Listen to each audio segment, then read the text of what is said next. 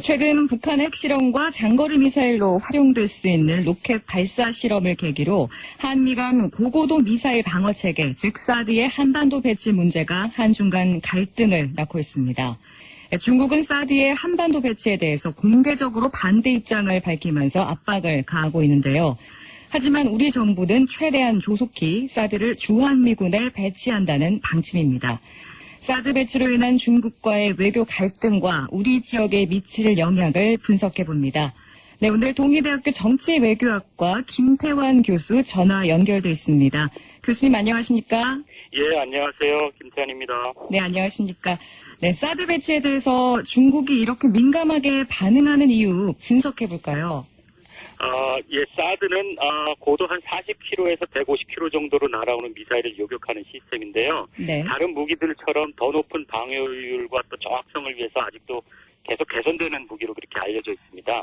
그런데 이 사드의 한국 배치 문제만 볼 때 단순히 북한의 핵이나 미사일을 요격하기 위해서 도입하는 어떤 군사적인 측면만 보고 이렇게 감론을박하면 중요한 본질을 놓치게 되는데요. 그 네. 본질이라는 것은 사드 배치 자체의 문제가 아니라 미국과 중국의 힘겨루기 차원에서 북핵 문제나 로켓 발사 또 사드 배치가 이루어지고 있다는 그렇게 봐야 된다는 것이거든요. 네. 왜냐하면 탐지 거리가 한 2,000km 정도 되기 때문에 사드의 그 레이더 범위가 북경이나 잠재적으로 미국을 향하고 있는 중국의 ICBM 기지들을 다 이렇게 감지할 수 있거든요. 예. 그래서 중국이 예민하게 반응하고 있는 것이고요. 예, 그렇습니다. 말씀하신 것처럼 미국과 중국의 힘겨루기 차원에서 좀 더 넓게 봐야 된다, 이렇게 예, 말씀하셨는데, 그런데 사드 배치는 북한의 4차 핵실험과 또 그들이 인공위성 발사라고 주장하는 로켓 발사 실험을 계기로 맞습니다. 예. 우리 정부가 미국과 협의하겠다고 공식적으로 얘기가 나온 것이잖아요. 예. 미국과 중국 간의 힘겨루기가 본질이라 하더라도 이 북한의 핵과 미사일 위협을 직접적으로 받고 있는 우리 입장에서 어떻게 봐야 할까요?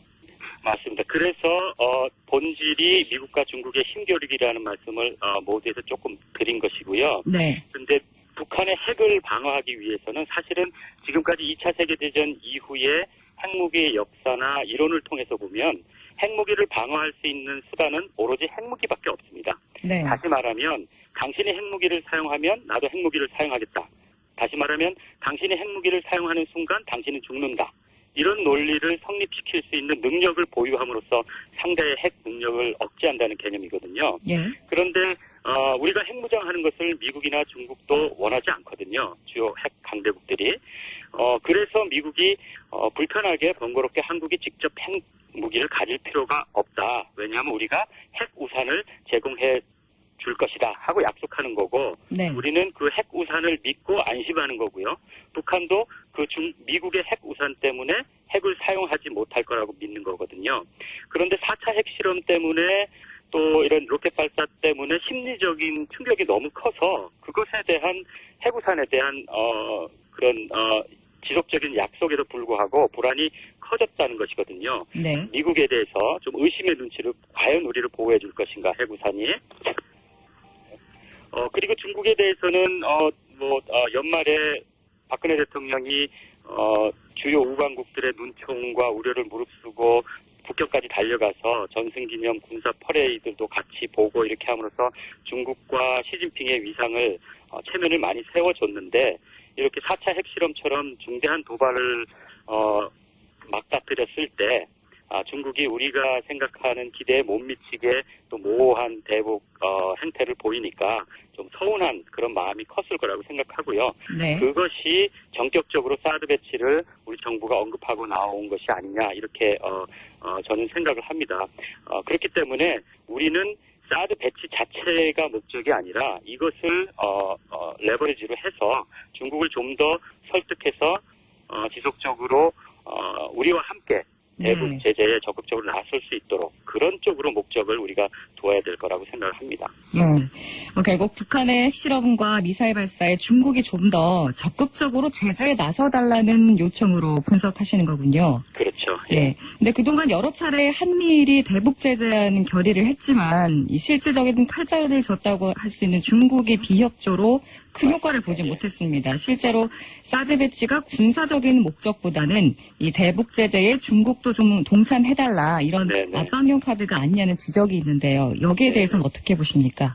국제정치학자 입장에서 보면 그게 아주 정상적인 합리적인 생각이라고 그렇게 생각을 하고요. 네. 왜냐하면 개인 간의 관계에서는 보기 싫은 사람은 안 보면 되는 거거든요. 심지어 이사 가면 되는데 네. 국제관계에서는 이게 불가능합니다. 그래서 미국이나 중국과 같이 우리에게 절대적으로 필요한 국가와 어떤 관련을 맺을 때는 아무리 험악한 상황이 벌어져도 아무런 계산 없이 노골적으로 얼굴을 붉히는 그런 상황을 만들면 만들수록 우리에게는 손해입니다. 네. 미국은 우리의 안보를 책임지고 있고 현실적으로 중국은 우리의 경제를 책임지고 있거든요. 네. 그래서 미국과 중국도 또 우리가 또 그러한 입장에 있다는 걸 알고 있습니다. 그래서 우리가 사드를 배치하든 배치하지 않던 미국과 중국 사이에서 공정하고 합리적으로 우리가 이것을 처리한다는 것을 미국과 중국에게 보이면 우리의 어떠한 선택이라도 조금 서운한 마음이 있고 기뻐하는 마음이 있을지라도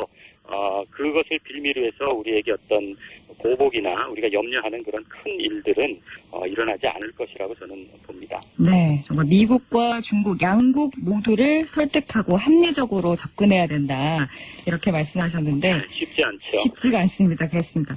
최근 그런데 미국이 역대 최고 강도의 대북 제재 법안을 통과시켰습니다. 특히 세컨더리 보이콧 조항이 눈길을 끌었는데 어떤 내용을 담고 있는지 또 이 대북 제재안이 북한뿐 아니라 중국 기업들에게 어떤 영향을 미칠지도 궁금하네요. 네, 이거는 이제 제재를 받는 대상인 북한만 제재하는 것이 아니라 북한과 교류하는 제3자도 제재에 포함하겠다 이런 이야기거든요. 네. 그러면 아무래도 북한과 가장 교류가 많은, 거래가 많은 중국 기업이나 상대자들이 대상이 되기 쉬운데요. 그렇죠. 그래서 중국은 당연히 반발하는 것이고요. 그렇지만 그렇게 반발하더라도 이건 미국이 하는 거기 때문에 그렇게 하면 그대로 하는 거거든요. 그래서 네. 중국이 할 수 있는 입장은 미국과의 어떤 교류 단절을 무릅쓰고라도 북한과 교류를 할 것이냐 말 것이냐 그것을 선택하는 것이거든요. 네. 근데 합리적으로 보면 중국이 그렇게 하실 것 같지는 않고요. 그리고 또 실제로 얼마 전에 제가 뉴스를 들은 것 같은데 신의주하고 마주 보이는 중국 단동 지역에서 중국의 주요 은행들이 벌써 북한과의 송금이나 계좌 거래를 정지시켰다는 그런 보도를 제가 들었어요. 네. 근데 이거는 미국이 대북 제재안을 통과시키기 이전에 이루어진 거거든요. 그래서 제가 볼 때는 우리 눈으로 볼 때는 좀 성에 차지 않지만 중국 나름대로 자기들 나름대로 북한에 압력을 가하고 있는 것이 아닌가. 물론 네. 그 속도와 정도는 우리 기대에 못 미치지만 말이죠. 그렇게 생각을 하고 있습니다. 네. 다시 사드로 돌아가면요. 우리 정부가 사드 배치를 강행할 경우 이 강하게 반발하고 있는 지금 중국으로부터 어떤 견제가 있을지 또 그런 견제들이 우리 부산에는 어떤 영향을 미칠지도 전망을 해봐야겠죠. 예, 결론부터 말씀드리면, 저는 이번 사드 문제 북한에서 보면 본질적으로 미국과 중국 간의 힘겨루기 때문에 사드가 배치된다 하더라도 중국이 한국에 직접적으로 어떤 경제 보복을 하는 모습을 보이기에는 명분이 상당히 약합니다. 두 가지 이유가 있는데요. 하나는 사드는 엄격히 얘기하면 한국이 도입하는 것이 아니라 미군이 도입하는 것이거든요. 네. 미군이 미군의 보호를 위해서 도입하는 것이고 거기에 대해서 이제 주둔국인 우리나라가 이제 동의해주는 그런 문제거든요. 지금까지 중국 입장을 고려해서 우리가 많이 이렇게 확실한 모습을 보이지 않았던 거고요. 그리고 둘째로는 한중 FTA가 벌써 발효돼 있거든요. 네. 한중 FTA는 한미 FTA랑 달라서 상당히 일사천리로 진행됐습니다. 그는 시진핑 주석과 박근혜 대통령 간의 어떤 신뢰를 바탕으로 한 적극적인 노력 때문이라고 생각하는데요. 이 부분도 미국 입장에서 상당히 좀 실제로 비준은 국회가 비준할 때까지 고생을 많이 한 미국 입장에서는 좀 서운한 마음이 들 거거든요. 네. 그래서 이런 막 발효한 한중 FTA에 대해서도 역행하는 것이고 만일 어떤 경제적인 보복 조치를 한국에 대해서 취한다면 그래서 상식적으로 생각하면 어떤 제스처 차원에서는 있을 수 있지만 실질적으로 어떤 타격을 입는 경제 조치는 취하기 쉽지 않겠다 그런 생각. 생각을 하고 있습니다. 네. 교수님 마지막으로 한 가지 질문만 더 하겠습니다. 네. 사실 예전에 중국이 정치적인 이유로 우리나라에 네, 경제 보복을 한 사례가 있기도 했었고 그렇기 때문에 지금 이 상황에서도 우려되는 피해 맞죠. 걱정을 안 할 수가 없고요. 거기에 대한 대응 어떤 외교 전략을 마련해야 한다고 보십니까? 예, 우리가 국제관계를 볼 때 또 이렇게 착각하지 말아야 될 것은 상당히 수사가 큽니다. 외교적으로 전쟁도 불사하겠다, 보복을 하겠다, 아주 험악한 말들이 많이 오고 가는데 네. 그런 것들과 실제로 어떻게 할 건가는 조금 차이가 있습니다. 실제로 네. 어떻게 행동할까는 철저하게 손익 계산을 하고 강대국일수록 그렇게 냉철하게 하거든요. 네.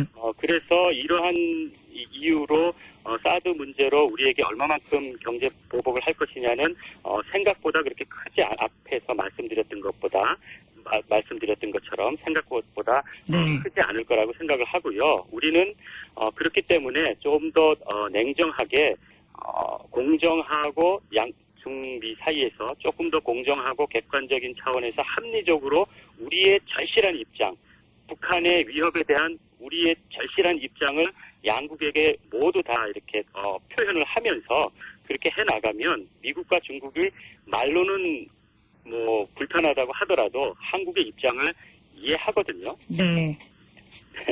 그렇습니다. 정말 민감한 사안인 만큼 말씀하신 것처럼 냉철하고 신중한 외교 전략 필요하겠습니다. 오늘 말씀 그렇습니다. 감사합니다. 예, 감사합니다. 네, 지금까지 동리대 정치외교학과 김태환 교수였습니다.